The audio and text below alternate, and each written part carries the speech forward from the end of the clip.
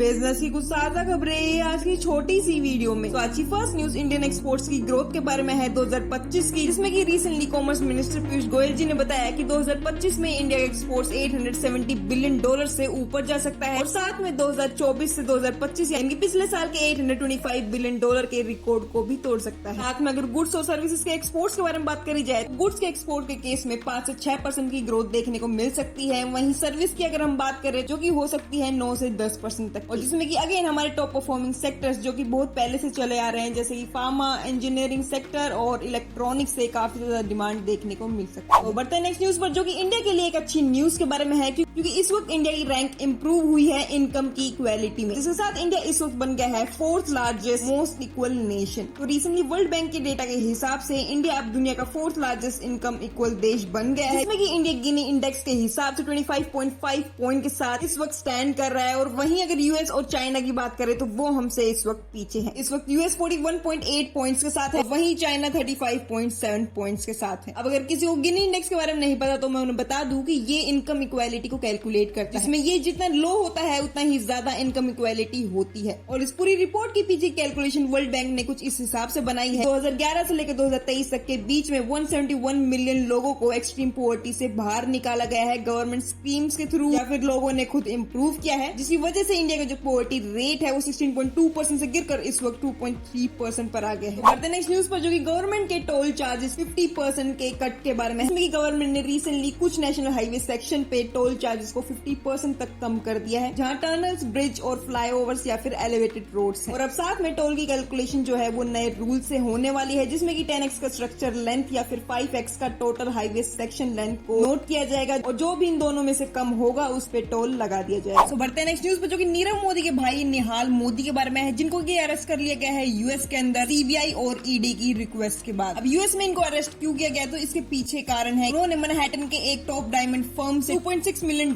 के डायमंड लिए थे, जो कि उन्होंने जिस चीज के लिए यूज किए जाने थे उसका यूज ना कर अपने फायदे के लिए उन डायमंड्स को बेच दिया, जिसमें कि कोई भी पेमेंट भी नहीं की गई। तो पूरे 5 साल के बाद सीबीआई और ईडी को इस केस में कुछ रिजल्ट मिला। बढ़ते हैं नेक्स्ट न्यूज पर, जो कि माइक्रोसॉफ्ट के क्लोजर के बारे में है पाकिस्तान के अंदर परमानेंटली, जिसमें कि माइक्रोसॉफ्ट 25 साल के बाद पाकिस्तान को छोड़ के जा रहा है। वहाँ पर उन्होंने अपने सारे डायरेक्ट ऑपरेशंस बंद कर दिए हैं, लेकिन इनडायरेक्टली वो लोग ऑपरेट करेंगे कंट्री में, लेकिन अपना ऑफिशियल बोरिया बिस्तर वो बांध कर वहाँ से निकल चुके। अब इस चीज पे उन्होंने डायरेक्टली तो रिएक्ट नहीं किया, लेकिन कुछ एक्सपर्ट्स के मुताबिक पाकिस्तान की जो इकोनॉमिक क्राइसिस है, पॉलिटिकल टेंशन है और हाई ट्रेड बैरियर्स है, इन सभी की वजह से इतनी बड़ी कंपनी वहाँ से एग्जिट ले रही है। और माइक्रोसॉफ्ट के एग्जिट के बाद इकोनॉमी को बहुत बड़ा तो लॉस होगा ही होगा, साथ में 9,000 लोगों की जॉब भी गई है। पे ही बढ़ते हैं, जो कि है डीजीसी और एयर इंडिया के बारे में नेक्स्ट न्यूज, जिसमें कि डीजीसी ने रिसेंटली एयर इंडिया को स्लैम किया है फॉल्सिफाइड मेंटेनेंस रिकॉर्ड्स दिखाने के लिए, और ये बहुत बड़ी चीज है। डीजीसी ने कुछ टाइम पहले मार्च 2025 में एयर इंडिया को नोटिस दिया था उनके एयरबस इंजन मेंटेनेंस को लेकर, उनके डिले को लेकर, उनके कंप्लायंस रिकॉर्ड्स को लेकर, क्योंकि उनमें गलती पाई गई थी,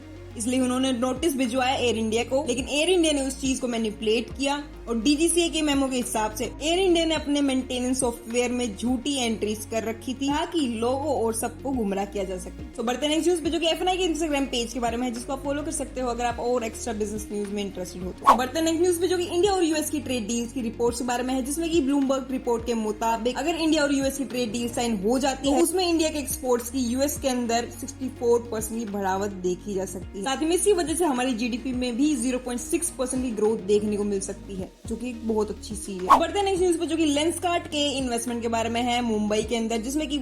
Lenskart recently Mumbai based startup Anjana lens में इन्वेस्ट करने वाला है, जो कि स्मार्ट ग्लास मार्केट में एग्जिस्ट करता है। और इस इन्वेस्टमेंट के बाद अंजना लेंस जो है वो अपने एआई पावर्ड एक्सरे यानी कि अपनी एक्सटेंडेड रियलिटी टेक्नोलॉजी से लेंसकार्ट को एडवांस वेरेबल बनाने में मदद करेगा। बढ़ते हैं नेक्स्ट न्यूज पर, जो कि महंगाई के बारे में है, अगर आप ओला, उबर या रैपिडो को यूज करते हो तो, क्योंकि रिसेंटली नए रूल्स के तहत ओला, उबर, रैपिडो जैसे ऐप पीक आवर्स में अपने बेस प्राइस का 2 गुना तक चार्ज कर सकते हैं और इससे भी ऊपर जा सकता है। पहले ये लिमिट 1.5x तक थी, जो कि अब बढ़ाकर 2x तक कर दी गई है। तो अब से ऑफ पीक टाइम में भी फेयर जो होगा वो बेस प्राइस का कम से कम 50% तो होगा ही होगा। इसकी वजह से अल्ट्रा चीप जो राइड्स होंगी उसका ऑप्शंस बहुत कम हो जाएंगे। इसके बाद बढ़ते हैं नेक्स्ट न्यूज पे, जो कि इस चैनल के बारे में है, जिसको आप फॉलो कर सकते हो अगर आप शॉर्ट बिजनेस न्यूज में इंटरेस्टेड हो तो।